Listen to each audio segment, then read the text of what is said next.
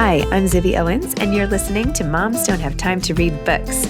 This 30-minute podcast features a new author interviewed by me every single day, 365 days a year, for about 30 minutes. I am also the publisher for Zibby Books, which publishes 12 books a year in fiction and memoir. Our books are already out now. You can check it out on zibbybooks.com. And we have a magazine called Zibby Mag, where we have lots of wonderful essays and lifestyle features. That's at zibbymag.com. We have classes at zibbyclasses.com. And I recently opened a bookstore in LA called Zibby's Bookshop at 1113 Montana Avenue at 11th Street in Santa Monica. I hope that you are able to enjoy some of our other offerings. But this here podcast is the basis of all of it and started in 2018. And no matter what I do, this is basically my favorite thing. Enjoy.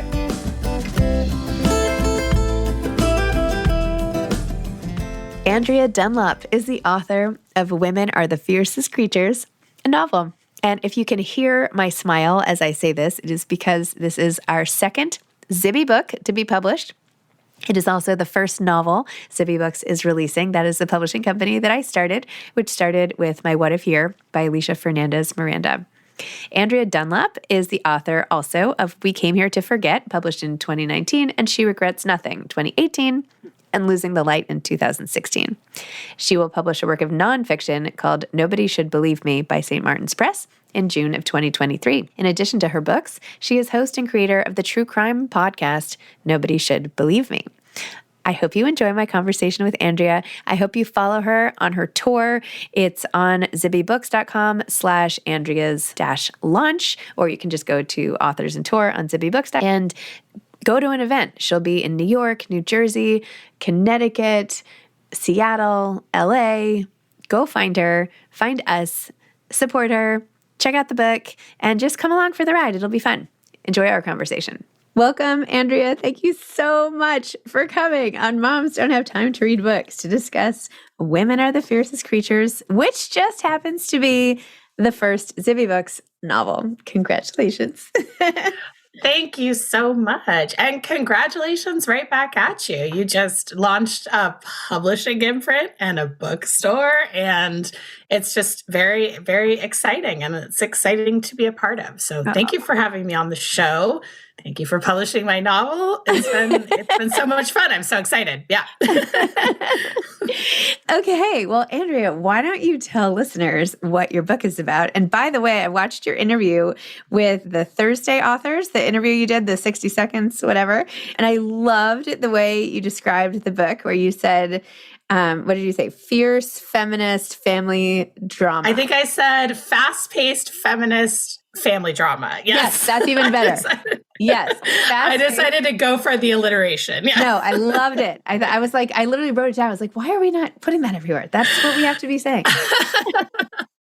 Yeah, they asked me for 3 words. And so I was like, all right, what are my 3 words? That was kind of a fun challenge.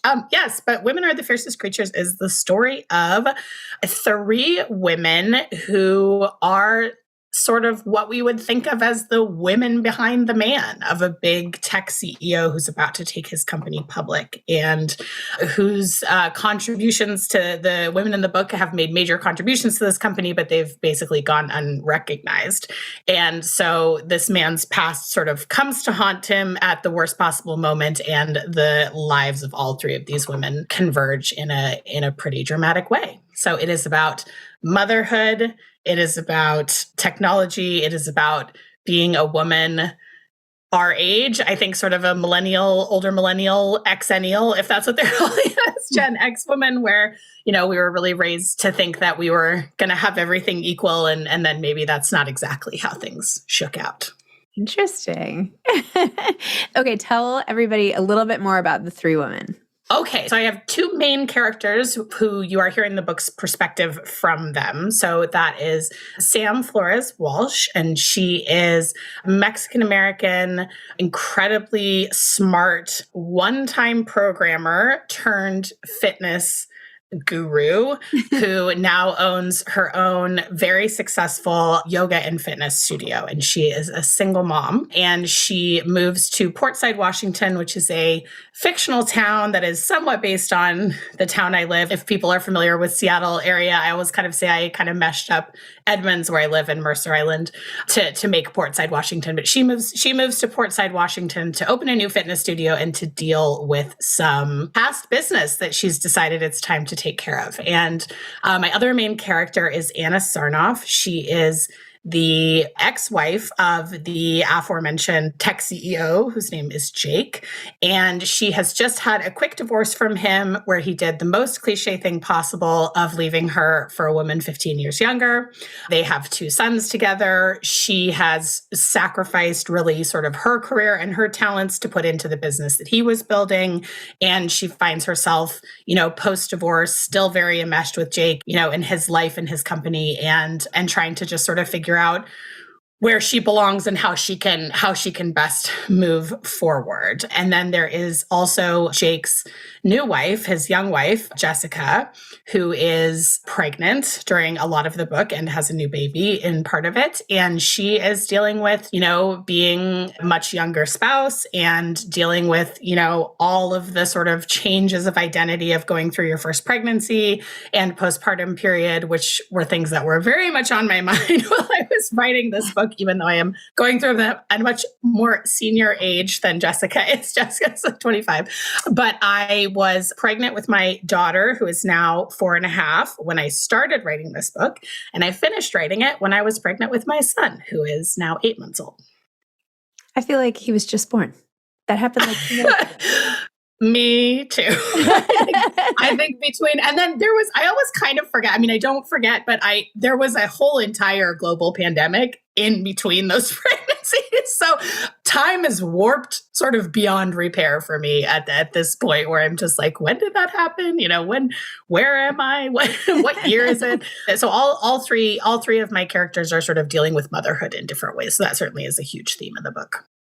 So take me back to you pregnant with your daughter and wanting to start a new book and thinking, what should I do? Or how did it happen? And then the moment you started to write, like what happened in between there and how did that all start?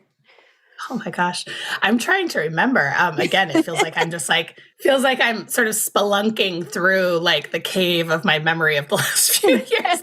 But yeah, so I had just finished, while I was pregnant with Fiona, which was 2018, I had just finished writing. I finished writing We Came Here to Forget, which was my last novel that came out in 2019. I finished writing that while I was pregnant with her. And for me, I always have to start a new book as soon as I possibly can, because it is my way to sort of move past the last book. You get so, this, like you get so enmeshed in a book when you're writing it, you get so attached to the characters, you get so in the world of it. And then there's sort of a void when you're done writing it. It's very exciting to be done writing it. I'm often like, especially when I'm talking about a completed book, like up to publication, at that point, I'm usually pretty sick of it. There's part of me that's just like, get this thing out of my face. I never want to see it again.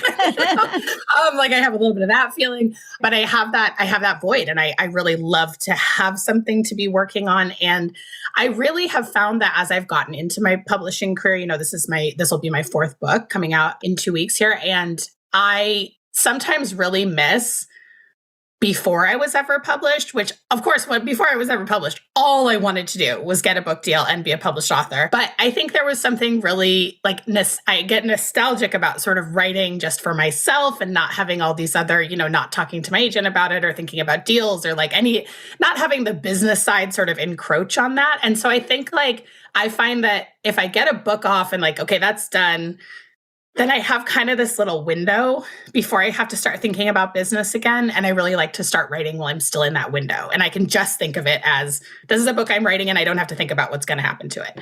So I started writing this book and it went through many iterations. There was always Sam. Sam and Jake were always kind of at the center.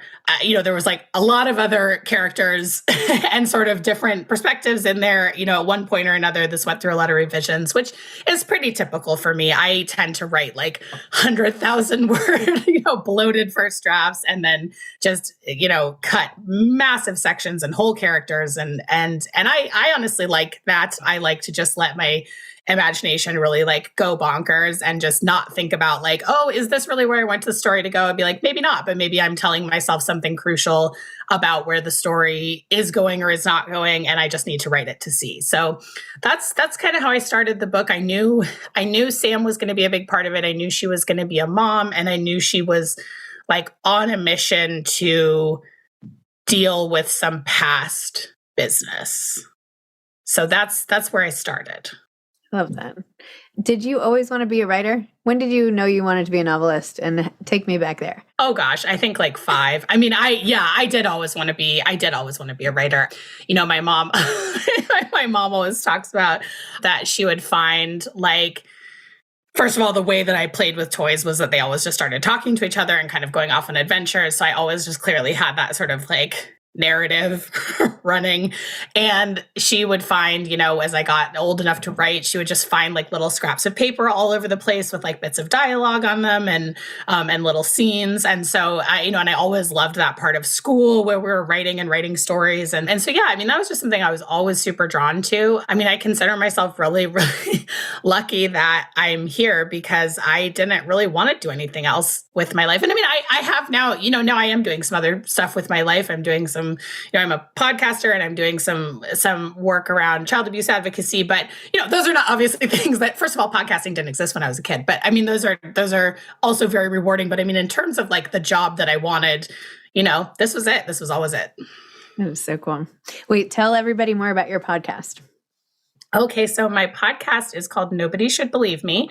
Our first season is out now in its entirety, so you can go binge it. And we are getting our second season out hopefully in May, so that is coming as well. It is an investigative true crime podcast about Munchausen-by-proxy, which is a form of child abuse where a caregiver fabricates, exaggerates, or induces medical issues in their child for the purposes of attention. It's something I think people have become more aware of in the past few years. There's big shows like The Act and Sharp Objects, but this is, we really tried to bring like a lot of humanity to the topic. It's something that's very close to my heart because we had a situation in my family that I talk about on the podcast.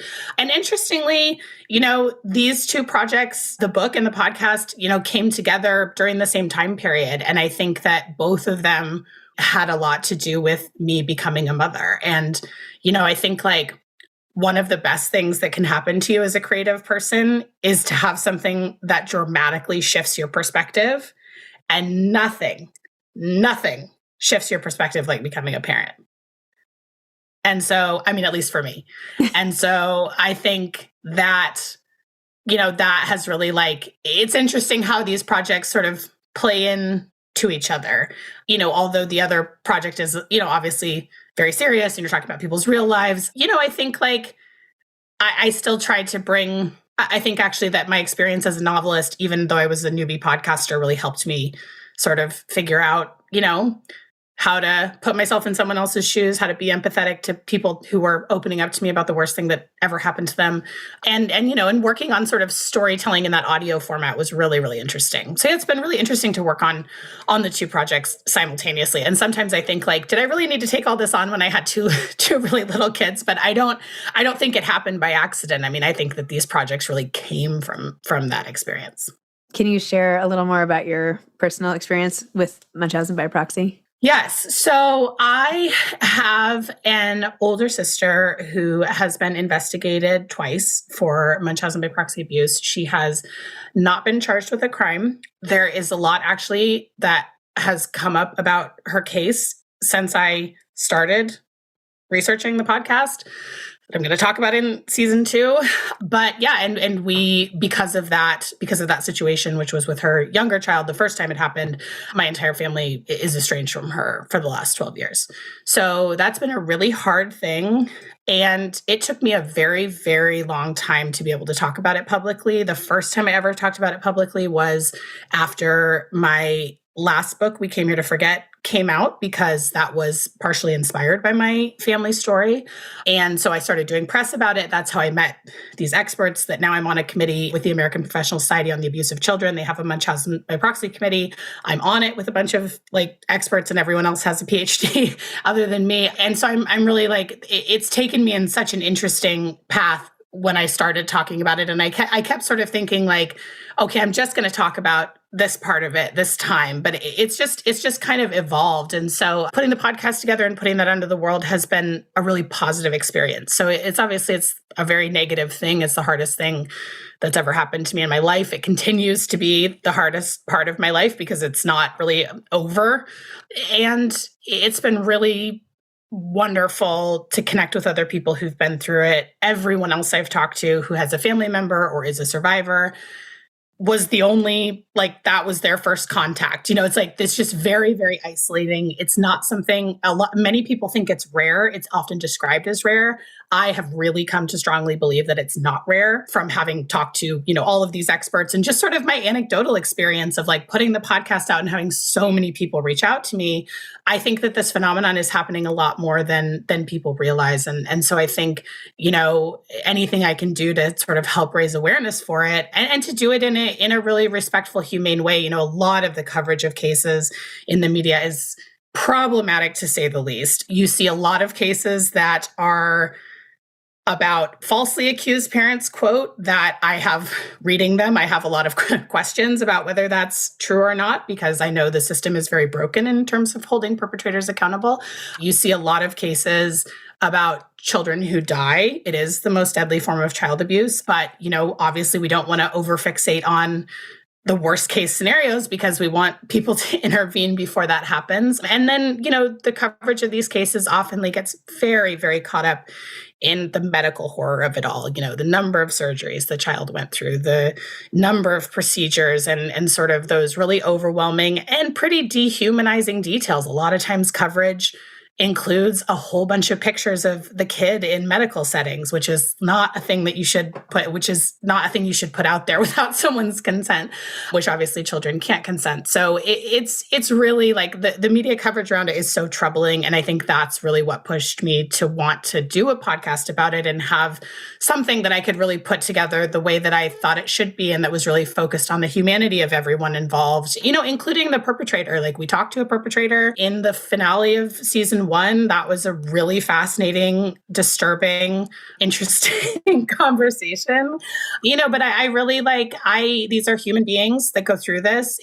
No one who comes into contact with one of these cases, whether it's a doctor or a CPS worker or a police officer or a family member or whomever, is ever the same. Like, these cases just stick with people.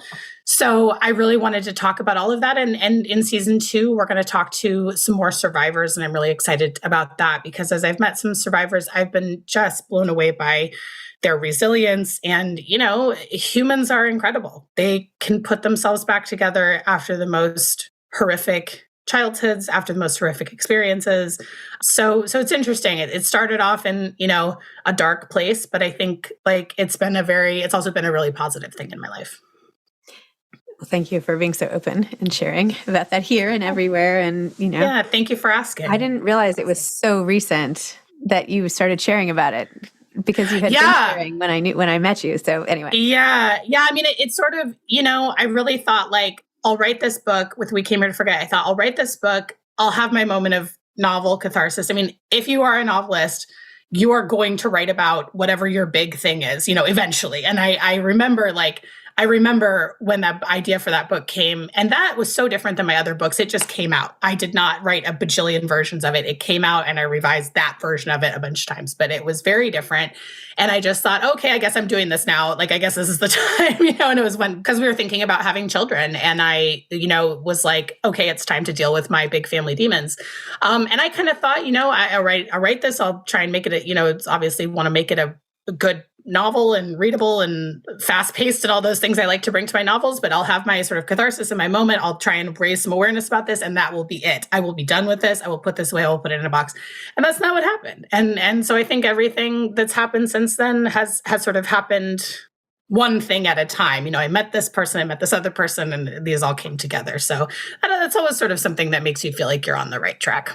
Well, in knowing all of the backstory, I feel like it brings a different understanding to Women Are the Fiercest Creatures and the different ways that the different women mother or parent in the story.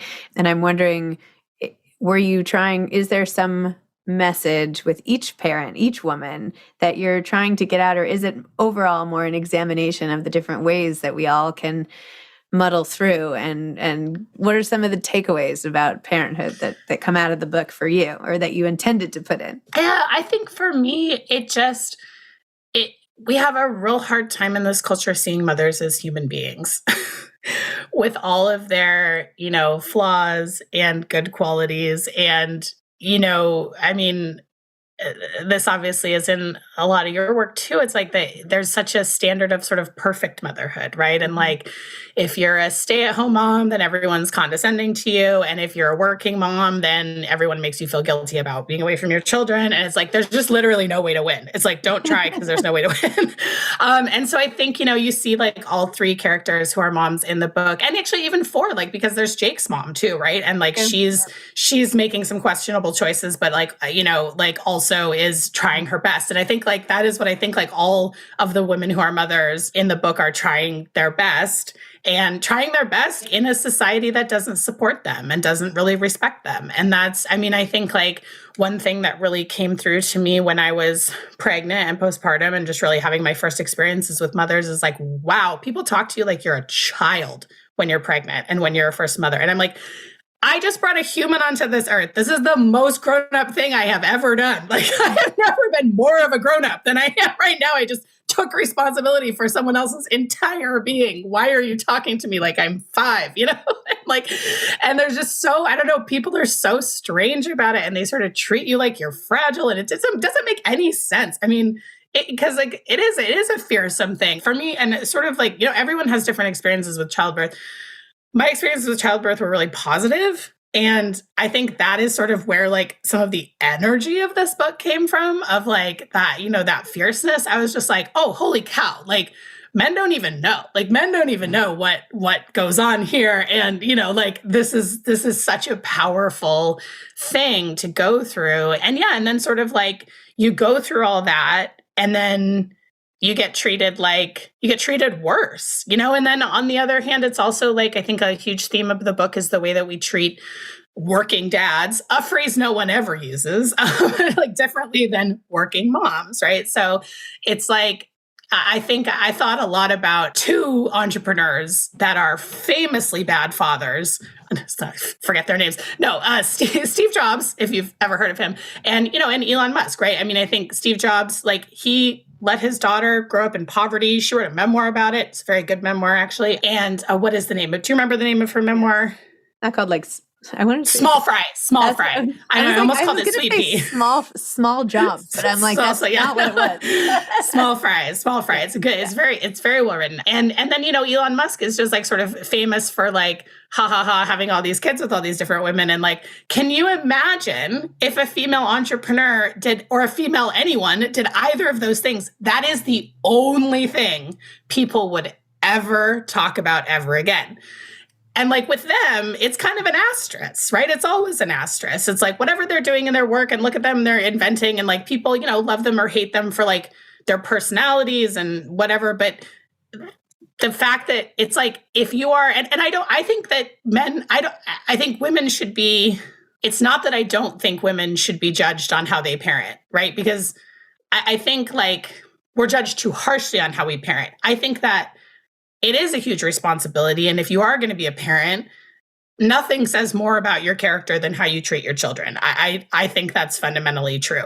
But it's like for women, it's like the sliver of like no room for error, right? It's like you're a bad mom if you gave your kid a weird breakfast.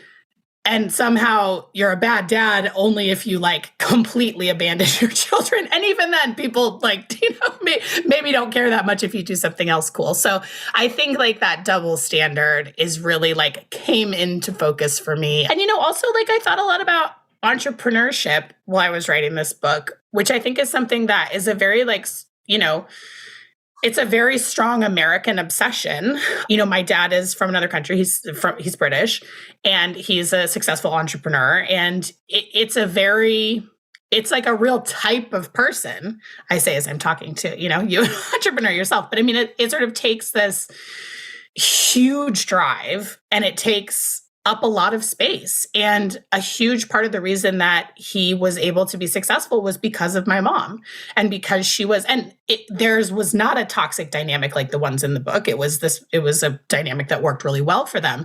But, you know, she's always taken on all the home front stuff, all of, you know, taking care of him. And it's sort of like, yeah, that it is easier to be a successful entrepreneur if you have someone just like having your back 100% of the time, you know? And so I think that gets very erased in our conversation about entrepreneurship, like how you can't really do it without a strong partner. And most men are not willing even now to sort of be that behind the scenes partner. Some are, some are wonderful or that, or sort of you take turns. But I think that was something that was really on my mind too, of just like the way people talk about entrepreneurship, like it's 100% positive. And I'm like, there's a lot of sacrifice that goes into that. There's a lot of sacrifice, and it can be very hard on a family. Like it's a different deal than having just a sort of 9-to-5 job. That is true. Yeah. How does your husband deal with everything? Because I feel like writing, I know it's not exactly entrepreneurship, but it kind of is, because you're creating a product by yourself, which you run, and then you have to market it. Like you were saying at the beginning, all the business stuff of marketing, like you do have to market the words to get them out there.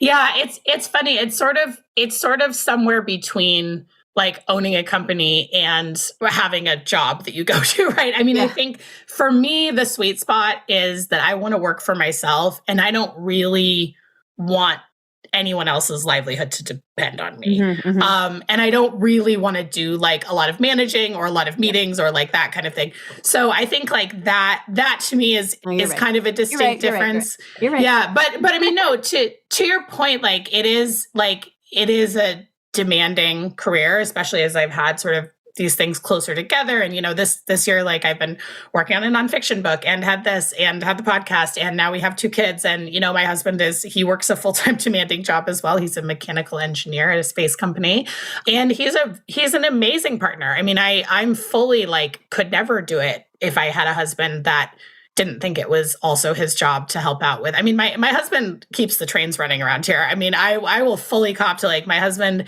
makes dinner most nights. That's partly because the children will cling on my legs if I try and make dinner, so it becomes unsafe. But yeah, I mean, he is a full partner in every way, and I think that shouldn't be hard to find, but I think it is hard to find. And so yeah, I think like my husband is none of the men I have written about are anything like my husband.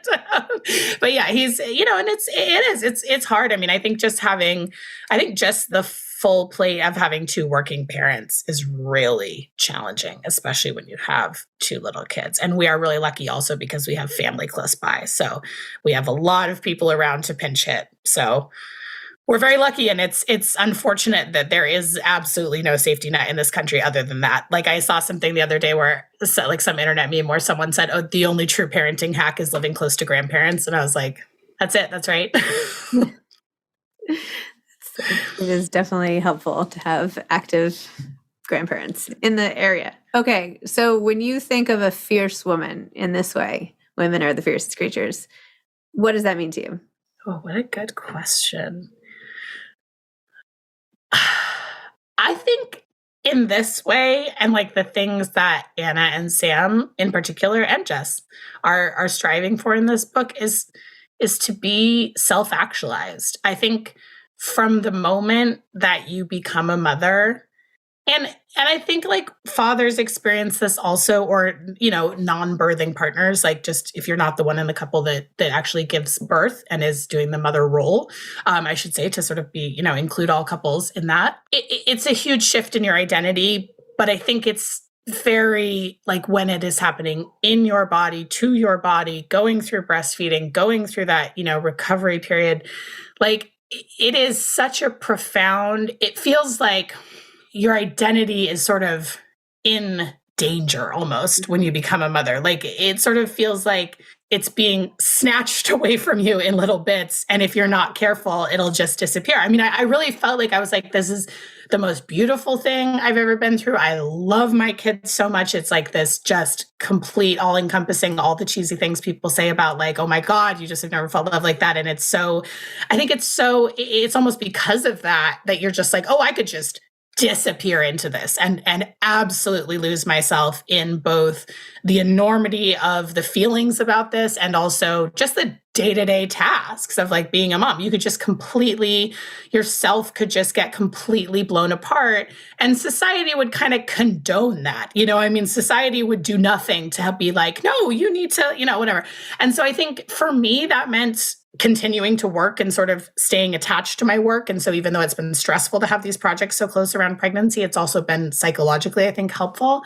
And so I think with the women in the book, I think it's that they are in the process of trying to do what's right for themselves and their children, but also themselves, and think critically about the ways that the world has tried to take things away from them and trying to take them back. I mean, I think that like, as a woman in this world, you have to fight back. You're always going to be trying to fight back, So I think it's like you either completely give in to the, I guess you give into the oblivion, or you fight back. And so I think all three women are fighting back. And I think in that way, they're also fighting for their kids, right? I think it's really important to have kids see, their moms be doing other things. I mean, I'm sure it's amazing for your kids to watch you doing all those things. And, especially if you have daughters, but I think it's equally important for sons. I have one of each now. So, like you want them to know that you get to be a whole person too,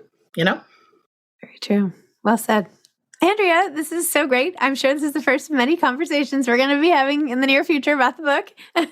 But I'm just so excited to be publishing your novel and raising all these questions and starting all these conversations.